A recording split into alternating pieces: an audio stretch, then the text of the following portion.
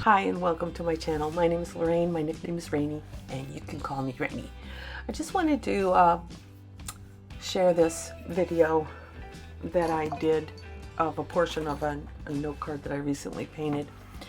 I find that painting note cards, it serves a few different purposes.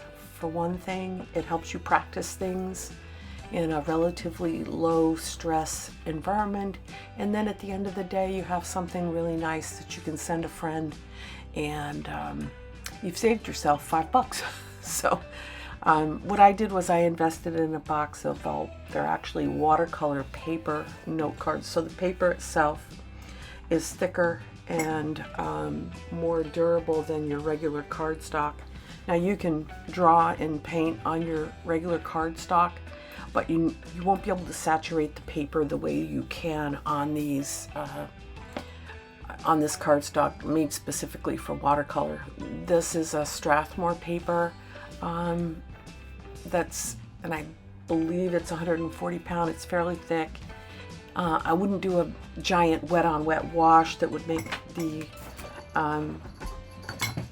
paper buckle, but you can see I'm doing wet paint on dry paper. I started off with a very quick sketch, and lightly I have a reference photo of these echinacea flowers from my garden. The one thing that I think is a misconception is that you need to be able to conjure up these things from your head. Now you might be able to later bring it out of your library of information, but you have to accumulate that library of information first.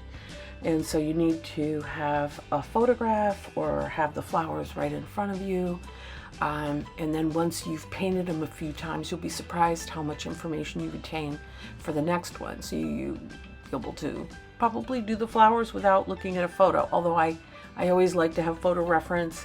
My style is more precise most of the time, unless I'm really having a fun bout of wet on wet washes with watercolor, in which case you can just play. But in this case, this is dry paper, wet paint, and then I'm gonna build up in layers. And so the first layer is already laid in, it's dry, and I'm going over it, and I'll be putting the accents and lines and the veins that are in the petals a little bit later when it's a little bit drier.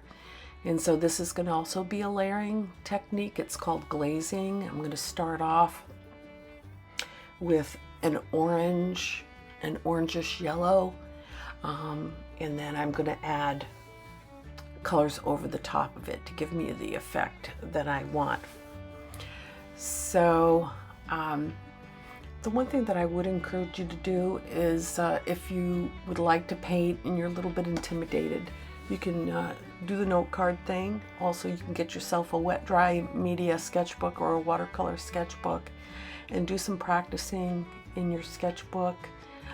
Don't be afraid to quote unquote make a mistake, or in other words, don't be afraid to try to paint even if it doesn't come out initially the way you hope it will. And the other thing I would say is try to be committed to practicing. And if you don't like the first one, do it again and again and again. And eventually you will get something that you really like. And I'm going to tell you that it's very rewarding.